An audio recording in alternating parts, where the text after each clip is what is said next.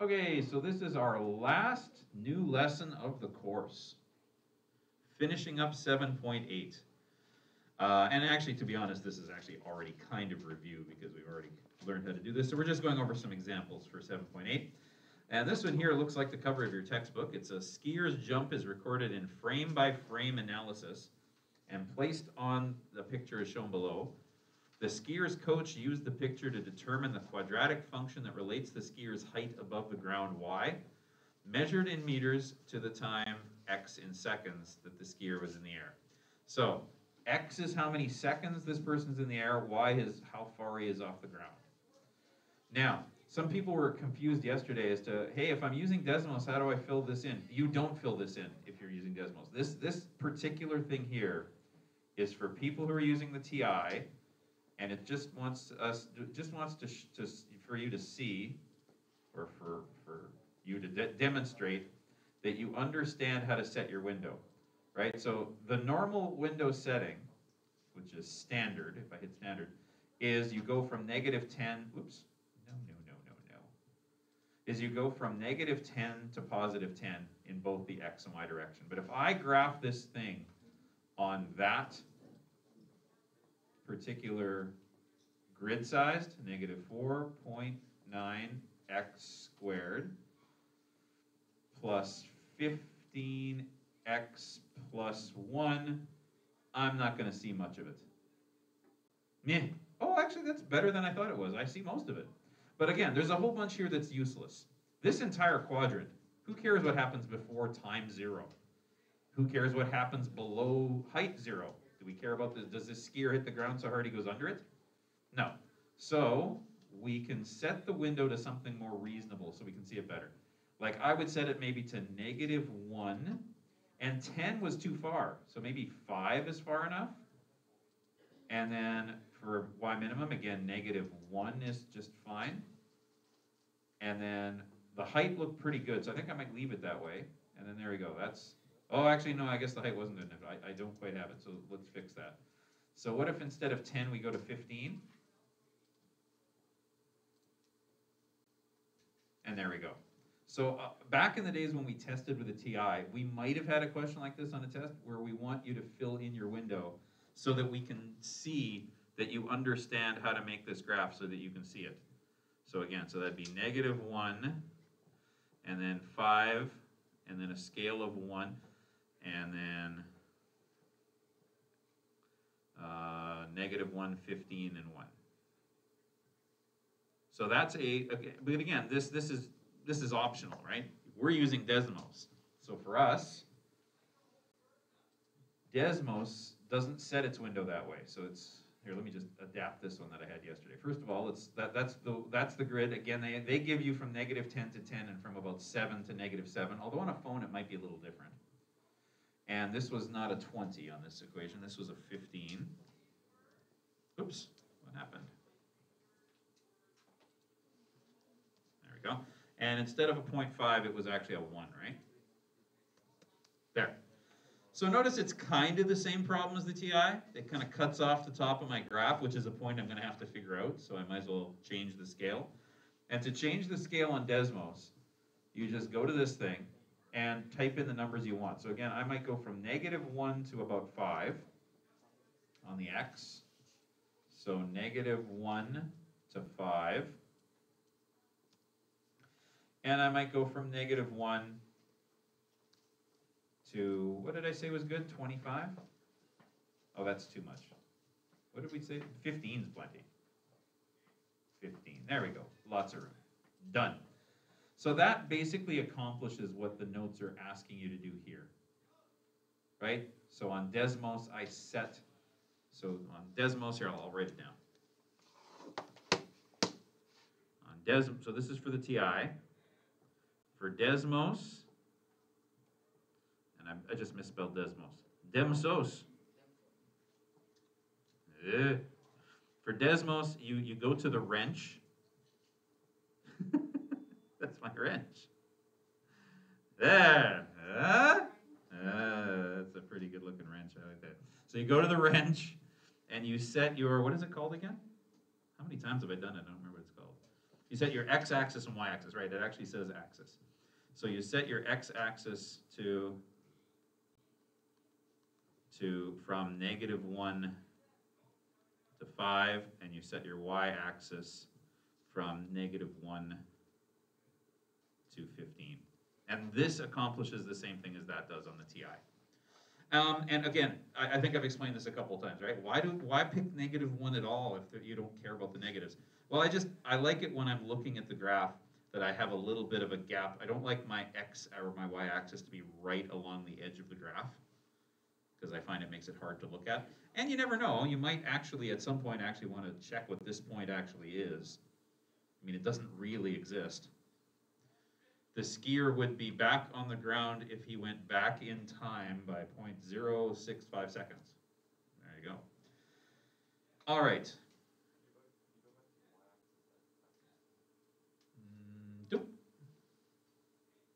There you go. Need the numbers? They're there. And again, this is, to a certain extent, this is optional, right? Like, I mean, not optional. Optional is not the right word. This is, answers will vary, right? I mean, if you set your graph scale a little different than mine, as long as you can see the entire graph that's important, I don't really care. If you said 20 instead of 15, okay, you can still see the whole graph. You've just got a little more wasted space on the grid than I do. It's fine. Okay, I think we're ready to answer the questions now. What are the questions? Determine the vertex. Okay, TI people, you have to remember which command that is. Second function, calculate. Is it value? No. Is it 0? No. Is it minimum? It could be, but not in this case, because this time it's a maximum. So it's 4. And then go toggle to the left of it. Toggle to the right of it. You do the hokey pokey.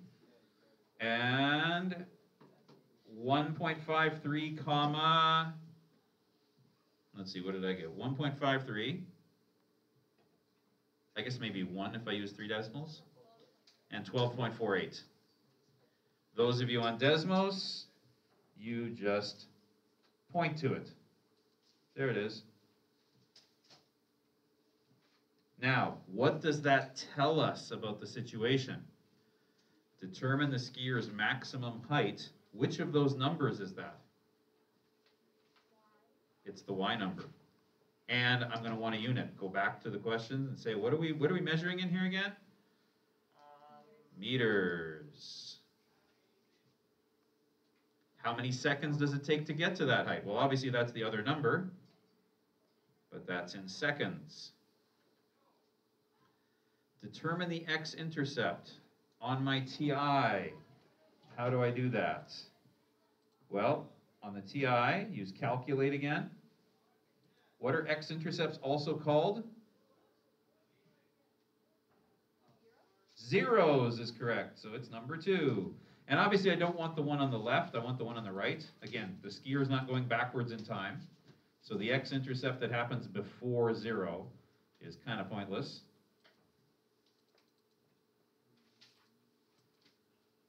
And we get 3.13, or I'll put 3 decimals on it, 3.126.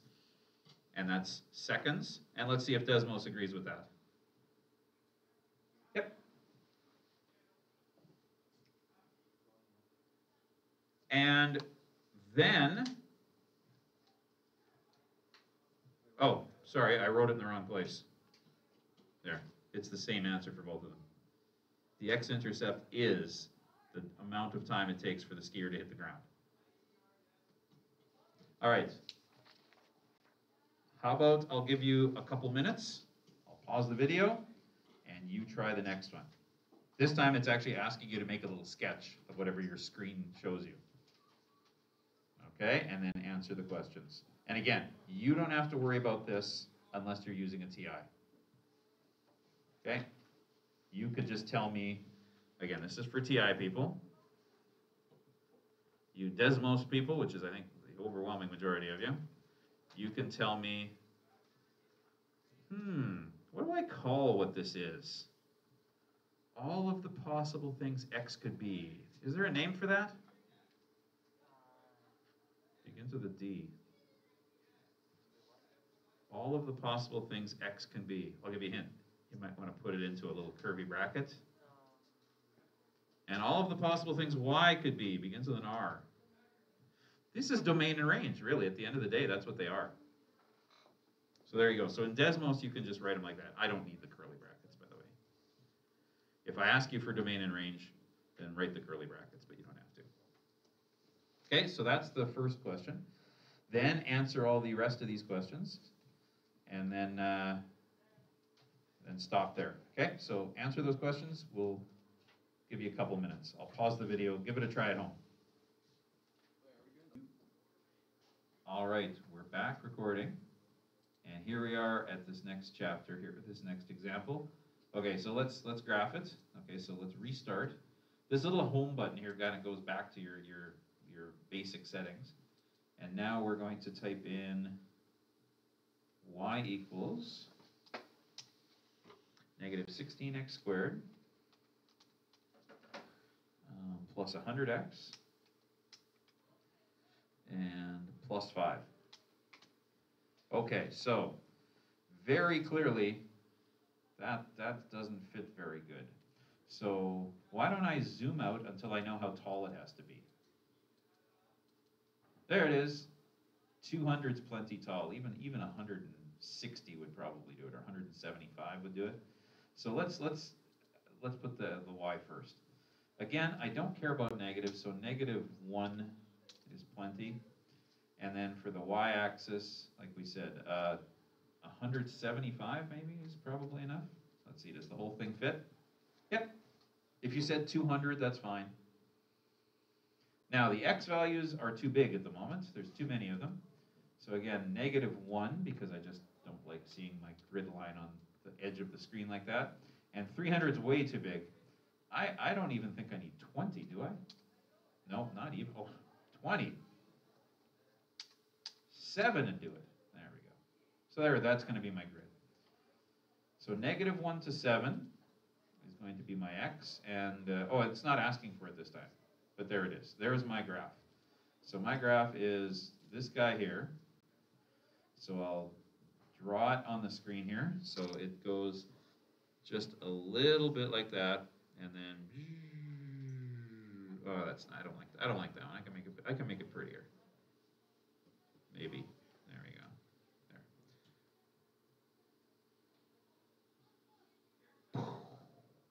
That's a pretty nice parabola. Oh, I don't mind that. Okay, and what are the points that we care about here?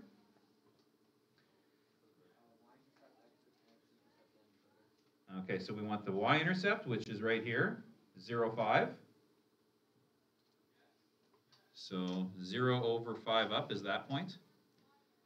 Then we want the vertex, which is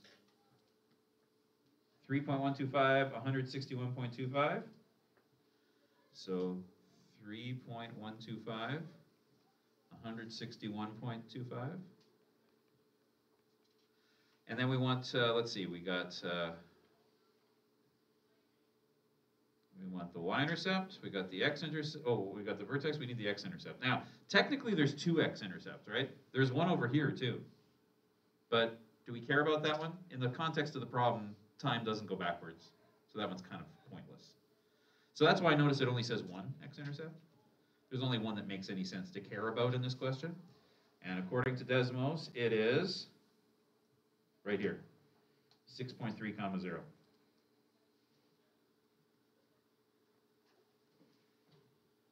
So there we go. There's our important points.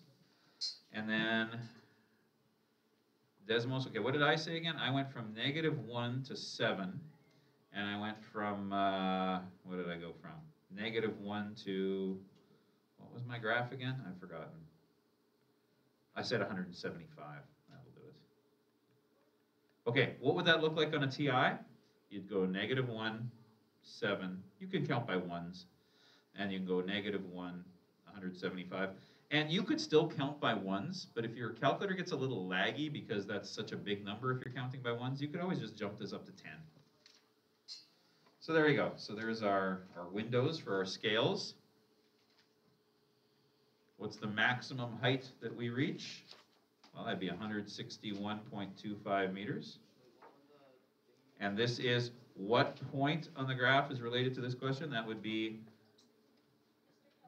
yep. Oh, is it? Oh, am I missing a page?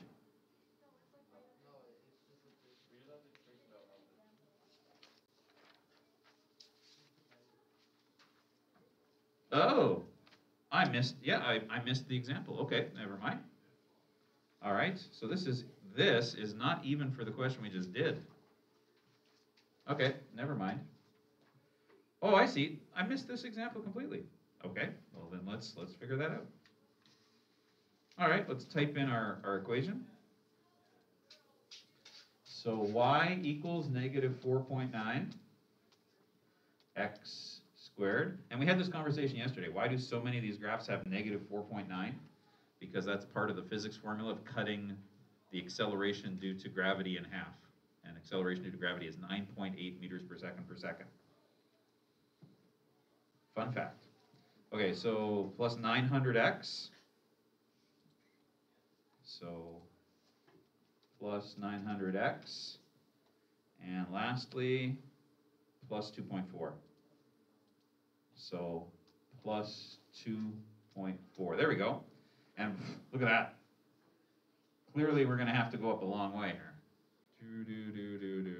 Where do we run out of green? Oh, there we go. There's the other. I finally found the other arm of the parabola. Oh my goodness. Oh, there we go. 40,000. So I'm going to set my window to 44,000. So I'll round that to the nearest 44,000. Oh, that's 400,000. 44,000. And again, I don't need any negatives. So negative, you could even just say 0 if you want, but I'll just say negative 10. There we go. I just like to have a number here so that I can see my grid line. You know what? And I don't know that I succeeded this because this scale is so big. So I might want to tack another 0 on it. There we go. I can see my grid line now. So that's what I'm going to pick. Okay, now for x, clearly we need some separation here. So, I don't know, negative 1 would be good. And, how many seconds does something like a firework stay in the air? 10 seconds?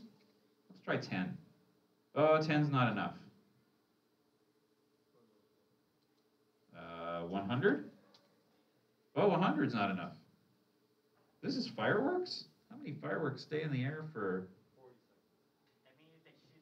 But 40's not enough, because take a look, I don't have the whole graph yet.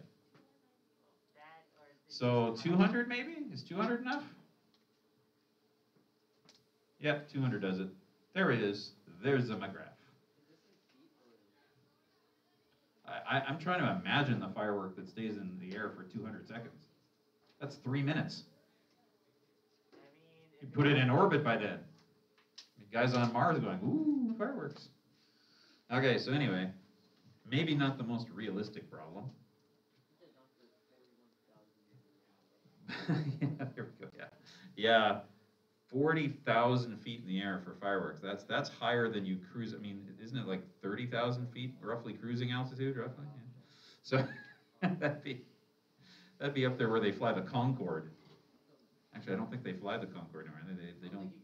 Yeah, you don't have Concordes in the air anymore. Oh yeah, the Concorde's definitely that high, if not higher. Right? That was that great big plane that they flew for years from LA directly to London with no stops, right? It was the longest range commercial airline plane in the sky. Okay, let's answer the questions. So what did I pick for my maxes and mins and stuff? Well, I picked -1, and what did I pick again? I picked 200, and I used a scale of, I don't know, I could make a scale of 10s maybe. And for y, I went from -100, just so I could see my grid line, to all the way to 40,000. And if I were to type this on my TI and leave the scale at 1, that poor little calculator would sit there, it might catch fire. trying to count by ones going up to 40,000. So I think for sure I might change the scale to 100 or something just to give it a break. Okay, so that's what I would do on a TI. On Desmos, I would say my X went from -1 to 200, and my Y went from -100 to 40,000. So that's the range I was looking at in my pictures. So that properly viewed my graph. And okay, so this is not the right answer because this is a different question. So let's go back to Desmos. What is the maximum height that the firework reaches? And again, this seems a little bit crazy, but 41,328.9. I'll just round it to the nearest foot. 41,329.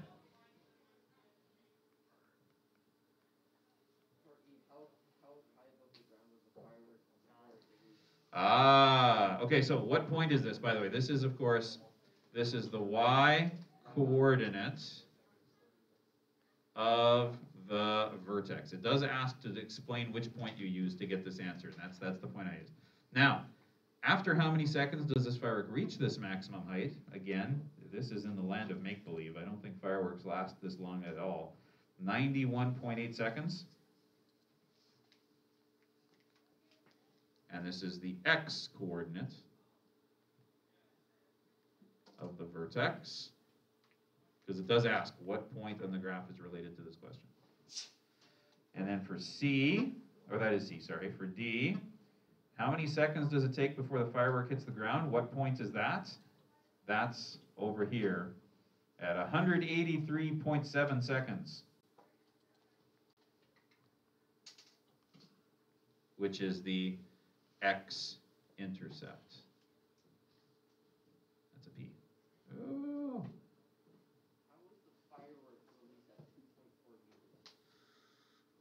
That was on, yeah, it was, yeah, that'd be like off the roof of a garage or something, maybe. So, I don't know. Go up a bit? You good? Okay. All right, so there's that one. And how high off the ground was it before it was shot? Okay, I don't even know that number. Have you guys read it yet? You good here? Got your numbers? Okay. So how high off the ground? That is right here on your graph. Right. Oh, hang on. You know what? I might have to go look at it, zoom in a bit. I'm going to have to zoom in to see it. 2.4. There it is. Okay, so 2.4. So 2.4. Is this feet or meters? 2.4 meters. So yeah, that's like the roof. Oh, that's not even. Roof of a garage would be 3 meters. This room's about 2.4 meters, I would think. Maybe even a little higher. So 2.4 meters, and that is the y-intercept, right? And there we go. So that's that question. Okay, here's one where you don't even have to graph it, I don't think.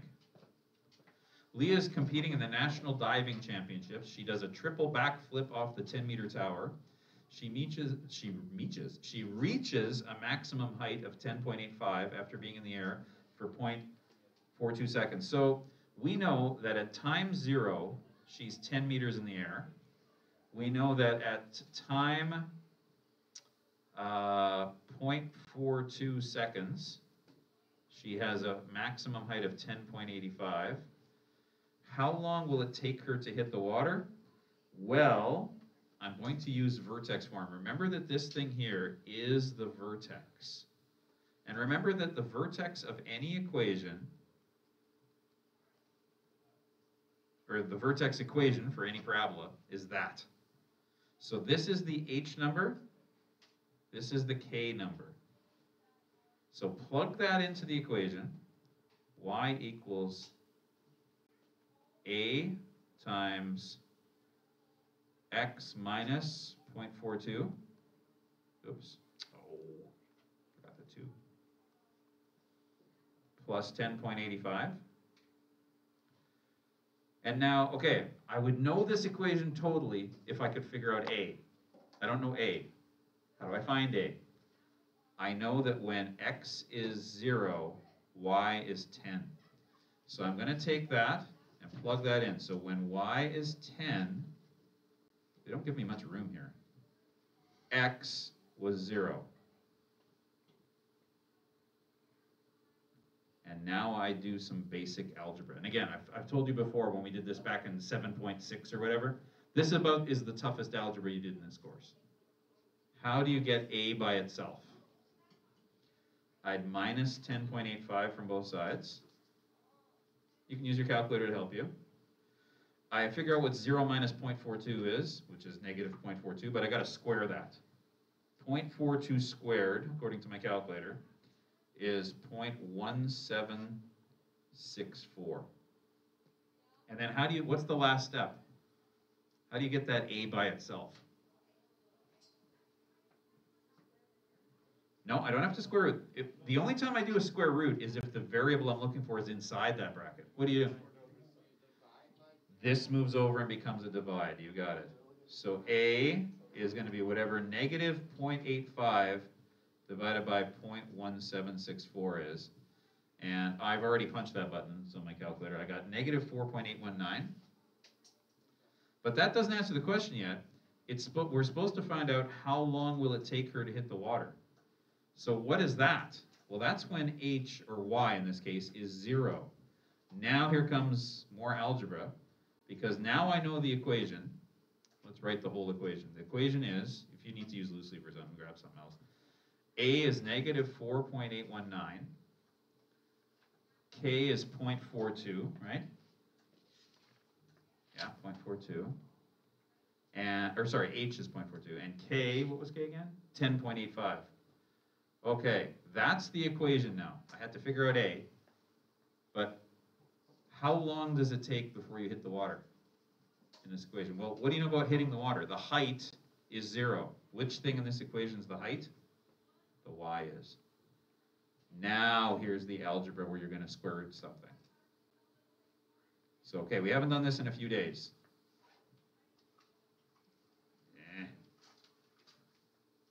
This is the toughest algebra you have to do in this course. Because yes, your algebra involves a square root. Because I have to save that x. It's being guarded by this number, that operation, that number, and that number. We have to kill all those numbers to free him from the guards. It's like a rescue mission. Rescue x. All right, what's the first thing you move? The 10.85 gets subtracted from both sides.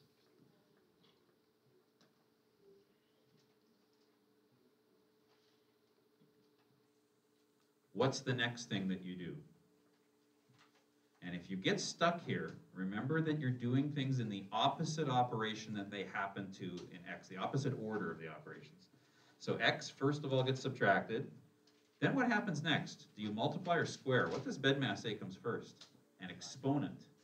So the next thing that happens after the exponent is the multiply. So that's the first thing you undo. So I'm going to divide those two numbers. And I think I did that someplace. Yes, I did. And oh, you know what? It ends up not being too bad a decimal. In fact, does that decimal look familiar? It's a perfect square decimal. Pretend the decimal wasn't in it. What happens when you square root 225? Anybody know their perfect squares past their times table? Yeah, It's 15. So this is actually 1.5. But when you square root both sides to get rid of your square, what do you have to add to the equation? A plus or minus. So this is plus or minus 1.5. Use your calculator if you don't believe me. Equals x minus 0.42.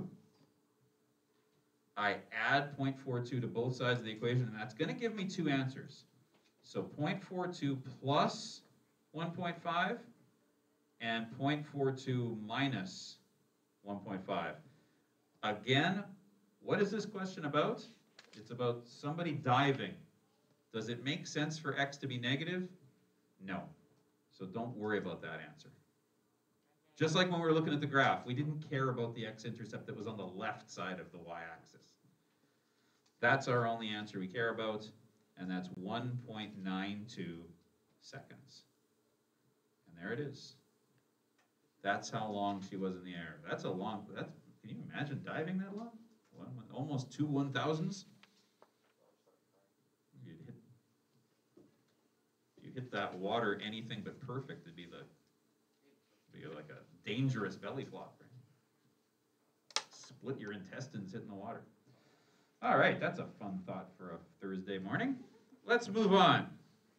One more. Poor Miss Bednarski throws up an air ball. She's not very good at three-point shooting. She had an air ball. The quadratic equation that followed this air ball could be represented by that, and we're back to using our Desmos again. Question? Oh, it wasn't, you weren't done the numbers? Okay. There's our numbers. There's our lovely piece of algebra. Oh, man. If you'd have thought at the beginning of the year that you could do algebra that pretty, that's some nice algebra. Oh, that's a nice piece of algebra. I especially like that we were playing in decimals, but they were easy decimals to work with. We had a perfect square decimal. That was kind of cool.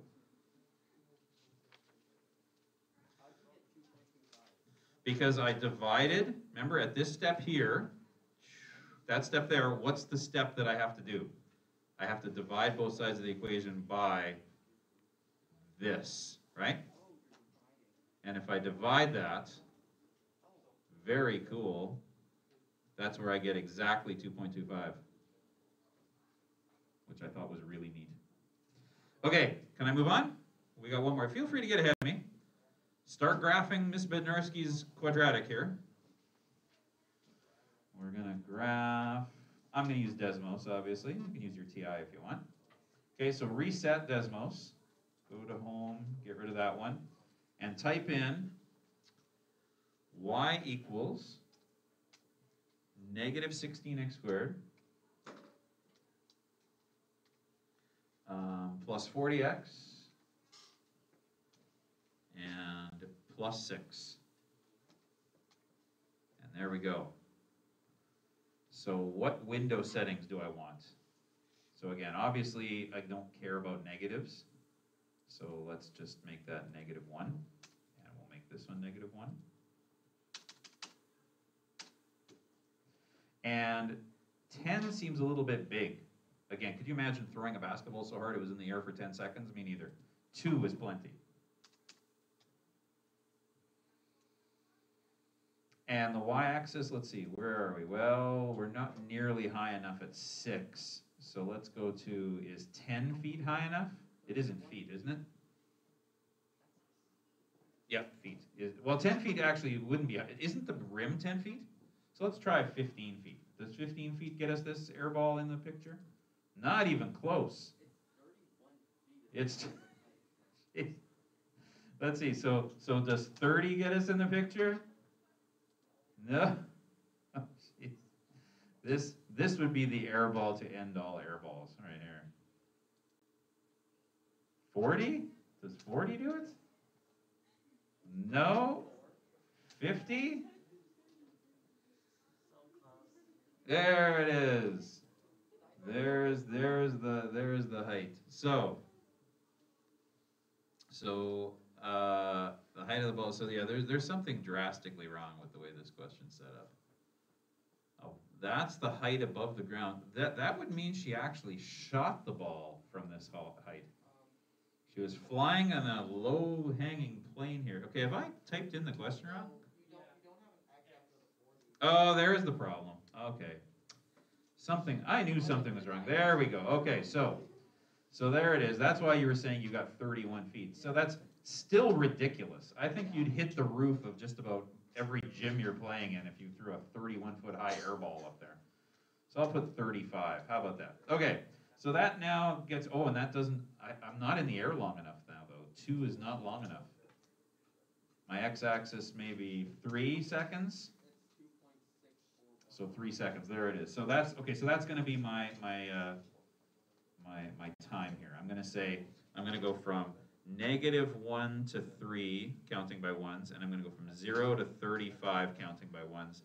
On Desmos, I would say my x is between -1 and 3, and my y is between, again, I like using -1, not 0. negative 135. You could say 0 if you wanted to. And there we go. There's the scale that gives me this beautiful parabola. And the vertex's coordinates are 1.25, comma 31. What do those numbers mean? The maximum height that a basketball reaches is 31 feet. How many seconds did it take to get to 31 feet? 1.25 seconds. How long was the ball in the air before it hit the ground? That's the x-intercept, which is 2.642. And how high was it off? Okay, now my first graph, I had her 30 feet off the ground taking the shot, which is, boy, that's a jump shot, let me tell you. What is it really? How far is she off the ground? Right here, 6 feet. So she let that go from just above her forehead because she's tall. That should be higher. That should be like 6.5 feet, right? You extend and let go of the ball. Yeah, she went. Okay, so yeah, that's not a good shot. I would suspect that she's a much better basketball player than that. She played at pretty high level, I think. So 6 feet, and there we have it. And there it is. You know that we have 2 people on staff who are on the Manitoba Basketball Hall of Fame. Yeah.